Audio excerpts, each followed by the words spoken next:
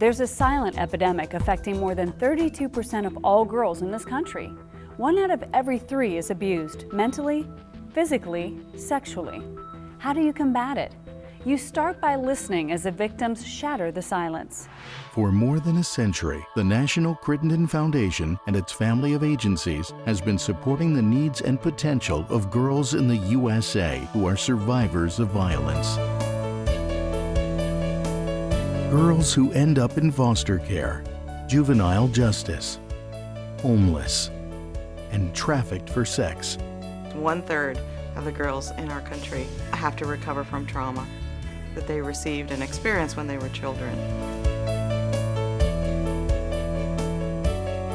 My birth mother died from AIDS, and a couple months later, my father died from stomach cancer. My mom had got strung out on drugs, and she left us at a babysitter's. Just being with my stepmom, to being with family members, to going back to my stepmom, to being in a whole bunch of foster homes. My mother got very ill when I was 11 and left my 2 younger sisters and I with a very abusive father. Shortly after moving in with my dad, I started getting sexually abused. He beat me pretty severely. I really thought for a very long time that this was the norm, that for somehow I had done something to deserve everything I was going through. Growing up, there was really never a safe haven to go to or a safe person to run to. The National Crittenton Foundation and the Crittenton family of agencies supports young women by providing services and programs that can help them to recover and heal and thrive. In Crittenton, it was more of a stepping stone, building towards something. You were going somewhere. You couldn't be in the home without going to school. From that, I learned communication skills, I learned job skills, I learned interviewing skills, I learned how to cook, to clean, I learned how to advocate for myself as well as my child. I'm in a point now where I know that I'm not a monster. It was my first opportunity to go through counseling. Rewiring what had been wired the wrong way, so to speak, with the abuse. So they helped me understand why it happened to me. The first time anybody really recognized me as a whole person. We're dedicated to educating the public and policymakers about this epidemic. We have many young women who are active with us and who actually heal and then also work with us and end up going to Washington, D.C., meet with decision makers and policymakers so that they can contribute to change. And that's why we provide opportunities for survivors to share their stories so that people can know, understand, and take action. It's my responsibility to talk about it, and that's hard.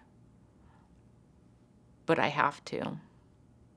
When I began telling my story, I healed like at this accelerated rate. Like all the years of therapy combined did not help me heal and move forward in my life the way it was when I was able to tell my story, helping somebody else, letting some other woman know that, you know, I've been there, you're gonna be fine, you're gonna be okay, you're gonna succeed. It makes it real. It makes it real for the audience, and it makes it real for the individual.